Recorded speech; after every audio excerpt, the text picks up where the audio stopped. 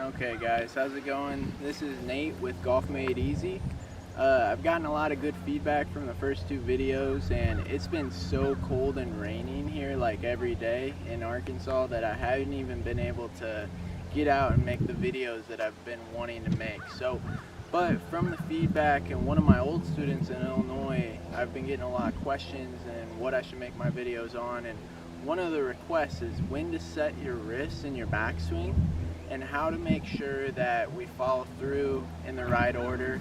And HHC is a really good way to remember that what order you should follow through in. So once we get up to the top, it's hips, hands, and then club head should naturally follow through at the end.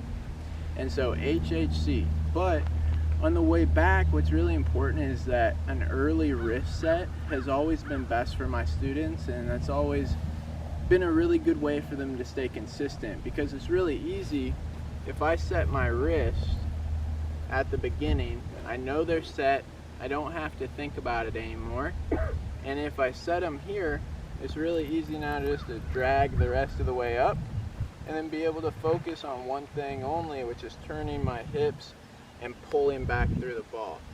Because this is heavier than your grip, once you get the motion down of setting your wrist and pulling, the club head will always just naturally roll through at the end. So I work on these drills a lot where I just work on setting my wrist and then pull, and once I feel like it's squared up, I'll let it release. And by learning when and where to flip this club head over, you'll get all your power out of your swing. This is, fundamental and the core of your golf swing. All this extra up here is just for a little bit of extra distance, but I can actually almost hit the ball as far from right here as I can from up here. And so by setting my wrist early, it takes a lot of air out, where if I try to go here and focus on going straight back, and now I have to roll this club open later in my swing, it makes me want to route it back outside, and I'll take it over the top. So if I get in the habit of just setting my wrist before this back leg or at this back leg as I'm dragging it back, now right here, my toes to the sky, the club's at a good angle, just barely inside.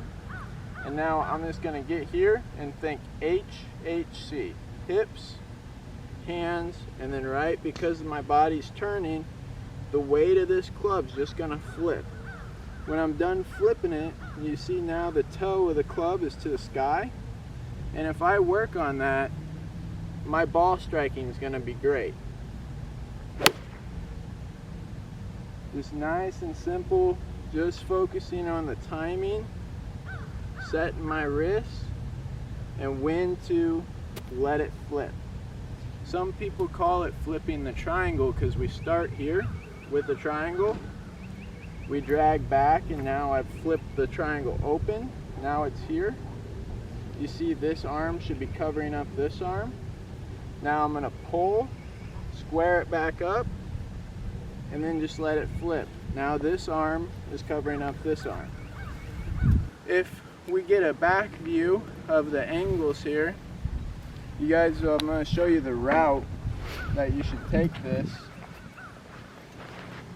to get the most out of it, in my opinion. So you see the tee here and you see the tee here. So when I go to drag my club back, I think just barely inside, and then now when I set it, it's just a little bit slanted.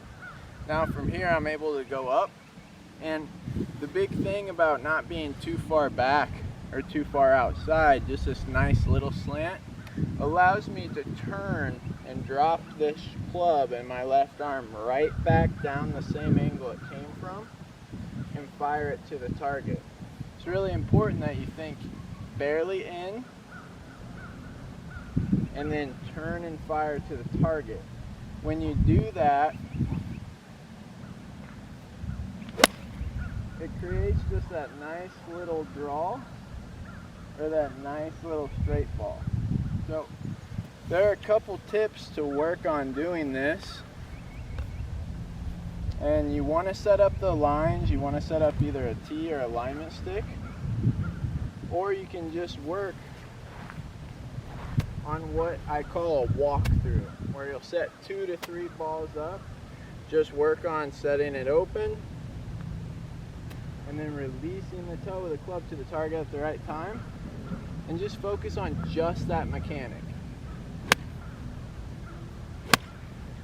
And you just focus on making good solid ball contact. And so that makes this game really easy when you have something you can rely on.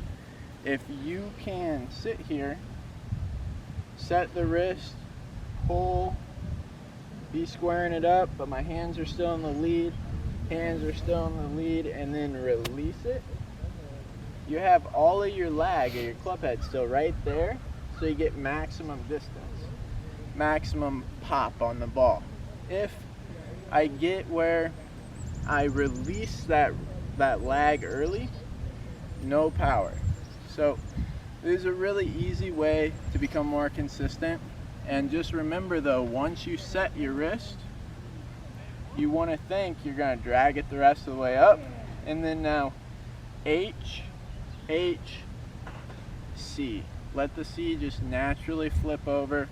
Make sure when you do, it's pointed to the target, and that stands for hips, hands, club. You work on this, you'll see an improvement in your ball striking and overall distance. Make sure you're contacting me through Facebook and Instagram. Ask me questions. I want to be able to talk with my fans and my spectators, so I can help you guys on that type of level. So everyone, have a great day. I'll see you guys next time.